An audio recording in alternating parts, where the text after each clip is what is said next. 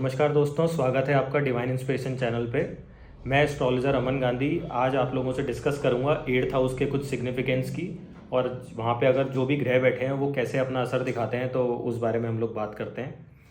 तो सबसे पहले हम लोग जाने कि 8th हाउस हमारी डेथ के लिए, अकल्ट के लिए, डीप रिसर्च अगर हम कोई करते हैं, मान लीजिए कोई साइंटिस्ट हो गया या किसी भी चीज़ के गहन करना कि किस हद तक गहराई से हम सोच सकते हैं, उसके लिए मैटर करता है। 8th हाउस में अगर आपका पावरफुल प्लेनेट बैठा है तो आप बहुत बड़ी एस्ट्रोलॉजर हो सकते हैं, क्योंकि आप कोई ना कोई चीज़ को डिकोड करते हैं। कुछ भी हिडन चीज़ हो गई जिसमें आपको पीएचडी लेवल की स्टडी करनी पड़े तो आपके 8th हाउस में कोई ना कोई प्रोमिनेंट प्लेनेट हो सकता है। जो भी हमारे घर के पूर्वज चले गए एंसेस्टर्स हैं, उनके लास्ट राइट कोई रिचुअल्स रह गए हों या क्या क्या रिचुअल्स उस समय हुए नहीं हुए, तो वो एक पेंडिंग कर्मा का इशू है जो हम आज डिस्कस करेंगे कि कैसे रिलेटेबल है इससे। और कुछ किताबों में ये भी बोला गया है कि अगर 8th हाउस में गुरु बैठा है तो वो blessings, like these people get blessings from the outside world. तो अब हम डिस्कस करते हैं, जैसे मान लीजिए किसी का बुध बैठा है, मतलब फॉर एग्जांपल मैं आपको बताऊं कि एक मेरे पास कुंडली आई जिसमें बुध, शुक्र और सूर्य साथ बैठे थे और उस पर राहु का एस्पेक्ट था उनके 8th हाउस में। तो सारा कुछ एनालिसिस करने के बाद मैंने उनसे एक पॉइंट पूछा कि क्या आपके घर में कोई छोटे बच्चे की डेथ हुई हो या किसी फीमेल की, क्योंकि वहाँ पे बुध और शुक्र बैठा है आपका, तो प्रेफरेबली किसी मतलब छोटे बच्चे की होनी चाहिए, दैट मीन्स मेल की, क्योंकि बुध को मुर्दे का फूल बोला गया है। जो भी लास्ट अपने डेड बॉडी पे फूल चढ़ाए गए हैं तो लाल किताब में बोला गया। तो मैंने उनसे पूछा तो उन्होंने बोला कि बिल्कुल अपने घर पे पता किया कि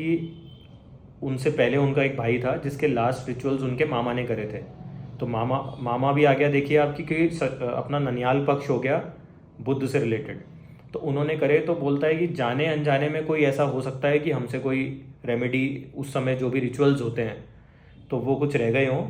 तो फिर हमने उसको डिकोड किया कि बुध हो गया छोटा बच्चा, 8th हाउस हो गया शमशान, और शुक्र हो गया फूल हो गया या वाइट चद्दर हो गया। तो उनसे वाइट चद्दर, अगरबत्ती, इसलिए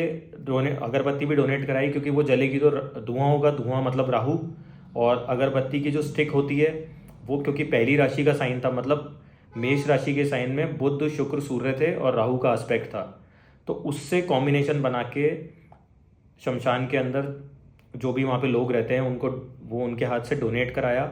और विदिन, मैं बताता हूँ, मतलब क्योंकि बुध हमारे बिजनेस का भी कारक है, तो हम देखें क्या गजब रिलेशन है उस चीज़ का कि जैसे ही उनसे रेमेडी कराई तो उनके घर में भी जो उनकी सिस्टर से संबंधित और बुआ से रिलेटेड जो भी उनके, मतलब एक होता है ना, रिलेशन सही नहीं चल रहे थे, उन लोगों की तबीयत सही नहीं चल रही थी, तो उसमें इजाफा हुआ कि वो बेटर हो गए उनके रिलेशंस। खुद का उनका बिजनेस जो था उसने टेक ऑफ किया। तो ये कुछ पेंडिंग कर्मा टेक्निक है, अगर हम डिकोड ढंग से कर लें, अपने कॉम्बिनेशंस बना लें तो बेटर रिजल्ट मिल सकते हैं। और मान लीजिए किसी का केतु 8th हाउस का है, तो केतु भी क्या है, बहुत कार्मिक प्लेनेट है। तो अगर आप ओकल्ट से, मेडिटेशन या आइसोलेशन में रह के मेडिटेटिव प्रैक्टिसेस करना, योगा हो गया, या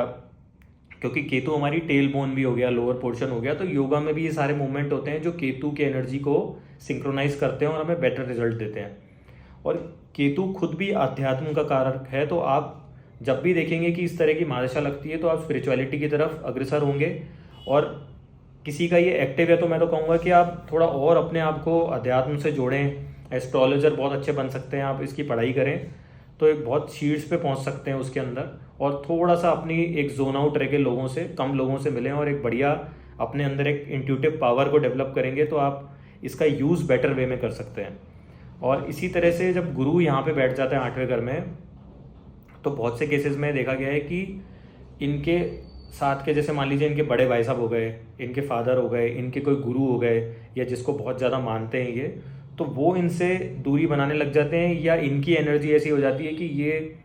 समा उनसे दूर होने लग जाते हैं। तो बेटर ये है कि हम ऐसा ना करें और कोई ना कोई एक गुरु, या होता है ना कि किसी भी धर्म में आप हैं तो वहाँ ज़्यादा जाना चालू करें, जिससे कि जो गुरु की आप और ज़्यादा इंट्यूटिव अपनी पावर को बढ़ा सकते हैं। या गुरु से संबंधित कोई, अगर आप मान लीजिए कोई आप रुचि रखते हैं पर्टिकुलर किसी धर्म में और उसमें रेगुलर जाके उसको और पावरफुल आप करना चाहते हैं, तो देखो इन सब जो भी मैं रेमेडी आपको बता रहा हूँ इन सबको करने से क्या होगा कि आप अपने कर्मा को उस पर्टिकुलर जो भी आपका प्लैनेट वहाँ बैठा है उससे अलाइन कर लेते हो और एक बेटर रिजल्ट आपको डिलीवर होंगे। अब इसमें बहुत सारे एस्पेक्ट हैं कि 8th हाउस हमारे ससुराल पक्ष का भी होता है। अगर मैं बेसिक एनालिसिस की बात करूँ, अगर फॉर एग्जांपल यहाँ पे राहु बैठ जाए तो ये हो सकता है कि जैसे मान लीजिए आपकी शादी हुई तो जो भी आपका ससुराल पक्ष है वो कोई ना कोई बात आपसे हिडन रखी हो उन्होंने, क्योंकि ये हिडन डेप्थ का भी हाउस है। तो आपको बाद में पता लगे कि अच्छा ये कमी थी या ये अच्छाई थी इन लोगों में, वो आमतौर पे कुछ छुपाया जा रहा है, दैट मीन्स कि कुछ ना कुछ डॉजी है, दैट मीन्स कि कुछ कमी रही होगी। और अगर 8th हाउस हमारे लोअर पोर्शन का भी होता है और घर की सीवेज लाइन का भी होता है, तो ऐसे घर में जहाँ पे सीवेज लाइन की ब्लॉकेज हो कुछ हो तो चांसेस ये बनते हैं कि जिस भी जातक की कुंडली में 8वें घर का राहु है, और स्पेशली फीमेल्स के लिए मैं कह रहा हूँ, अगर वो लोग फिटनेस में ध्यान रखते हैं और अपने खान पान पे ध्यान रखते हैं तो बात अलग है। अगर नहीं रखते और उनके सीवेज लाइन ब्लॉक है तो उनके लोअर पोर्शन में तकलीफ आ सकती है, बेबी होने में तकलीफ आ सकती है और यूट्रस की भी प्रॉब्लम आ सकती है। ऐसा बहुत से केसेस में देखा गया है।